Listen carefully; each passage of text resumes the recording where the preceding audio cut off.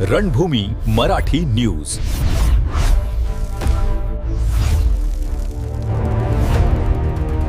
त्र्यंबकेश्वर देवस्थान ट्रस्टमधील कथित भ्रष्टाचार आणि गैरकारभारावर माजी विश्वस्त ललिता शिंदेंनी गंभीर आरोप केले आहेत. नाशिक येथे आयोजित पत्रकार परिषदेत त्यांनी भाविकांच्या सुविधांबाबत आणि ट्रस्टच्या कारभाराबाबत अनेक मुद्दे उपस्थित केले. ललिता शिंदे म्हणाल्या की त्र्यंबकेश्वर हे हिंदुस्थानातील एक महत्त्वाचे धर्मपीठ असून वर्षभर येथे लाखो भाविक दर्शनासाठी येतात. मात्र मंदिर व्यवस्थापनाचे लक्ष भाविकांच्या सोयींपेक्षा उत्पन्न वाढविण्यावर अधिक केंद्रित असल्याचा त्यांचा आरोप आहे. त्यांच्या म्हणण्यानुसार मंदिराच्या मुख्य गाभाऱ्याजवळ उंबराजवळ पोहोचलेल्या भाविकांना काही कर्मचारी धक्काबुक्की करतात, खांद्याला धरून पुढे ढकलतात आणि अनेक तास रांगेत उभे राहूनही भाविकांना शांतपणे दर्शन घेण्याची संधी मिळत नाही. आगामी कुंभमेळा लक्षात घेता मंदिर पहाटे 5 वाजल्यापासून रात्री 11 वाजेपर्यंत खुले ठेवावे अशी मागणी ललिता शिंदेंनी केली आहे.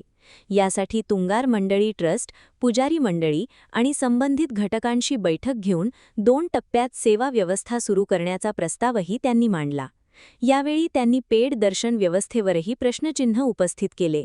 200 रुपये शुल्क आकारून सुरू असलेली पेड दर्शन योजना अवैध असल्याचा दावा त्यांनी केला. या संदर्भात मुंबई उच्च न्यायालयात जनहित याचिका दाखल करण्यात आली असून त्याचा निकाल लवकरच अपेक्षित असल्याचे त्यांनी सांगितले. ललिता शिंदेंनी पुढे सांगितले की कुंभमेळ्याच्या पार्श्वभूमीवर भाविकांची संख्या वाढत आहे. त्यामुळे दर्शनासाठी होणारी धक्काबुक्की, उंबराजवळील गर्दी आणि भाविकांना दिली जाणारी कथित वाईट वागणूक थांबविण्यासाठी श्री त्र्यंबकेश्वर देवस्थान ट्रस्टने तातडीने ठोस निर्णय घेणे आवश्यक आहे. विश्वस्त मंडळाच्या नियुक्त्यांबाबतही त्यांनी प्रश्न उपस्थित केले. त्यांनी सांगितले की पंकज भुतडा यांना 2027 मध्ये विश्वस्त मंडळात संधी देण्यात आली होती. त्यानंतर 2023 मध्ये त्यांच्या पत्नीचीही नियुक्ती करण्यात आली. तसेच विश्वस्त कैलास घुले आणि पुरुषोत्तम कडलग यांच्या कारभारावरही त्यांनी टीका केली. हरियाणाहून आलेल्या एका भाविकाला झालेल्या कथित मारहाणीचा उल्लेख करत त्यांनी आर्थिक गैरव्यवहार आणि कोट्यावधी रुपयांच्या व्यवहारांबाबतही प्रश्न उपस्थित केले.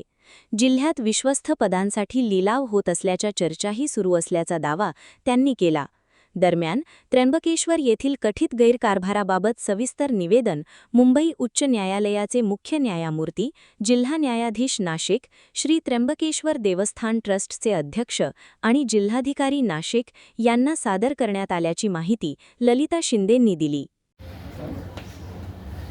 त्र्यंबकेश्वर देवस्थानचा ज्या 3-4 गोष्टींमुळे त्र्यंबकेश्वर देवस्थान ट्रस्टची प्रतिमा अत्यंत मलिन झालेली आहे, अत्यंत मानहानी झालेली आहे त्र्यंबकेश्वर देवस्थान ट्रस्टची आणि संपूर्ण भारतामध्ये हा विषय गेलेला आहे.